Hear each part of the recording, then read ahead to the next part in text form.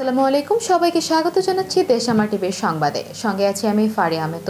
গজারিয়ায় প্রাণী সম্পদ প্রদর্শনী 2024 সমাপনী অনুষ্ঠান অনুষ্ঠিত হয়েছে। মকবুল হোসেনের প্রতিবেদনে। মুন্সিগঞ্জের গজারিয়া উপজেলায় উপজেলা প্রাণী সম্পদ অধিদপ্তর ও ভেটেরিনারি হাসপাতালের আয়োজনে প্রাণী সম্পদ প্রকল্পের সর্বাধিক সহযোগিতায় প্রাণী সম্পদ 2024 প্রদর্শনী ও সমাপনী অনুষ্ঠান অনুষ্ঠিত হয়েছে। বৃহস্পতিবার উপজেলা পরিষদ চত্বরে উপজেলা নির্বাহী অফিসার কোহিনুর আক্তারের উপস্থিতিতে প্রদর্শনী মেলা পরিদর্শন শেষে উপজেলা সম্মেলন কক্ষে সমাপনী অনুষ্ঠানে আলোচনা সভা হয়। আলোচনা সভা শেষে 5 ক্যাটাগরির সফল খামারিদের পুরস্কার বিতরণ করা হয়। পুরস্কার পেয়েছেন গাভী, ষাঁড়, ছাগল, পোল্ট্রি ফার্ম মালিক ও বিশেষ প্রক্রিয়ায় সফল খামারের মালিকরা। আলোচনা সভায় বক্তব্য রাখেন উপজেলা নির্বাহী অফিসার কোহিনুর আক্তার, প্রাণী সম্পদ কর্মকর্তা Ataur Rahman Bhuiyan, UP chairman Monirul Haque Mithu, UP chairman Kamrul Islam Faraji, Gazaria থানা অফিসার ইনচার্জ মোহাম্মদ রাজীব খান প্রমুখ।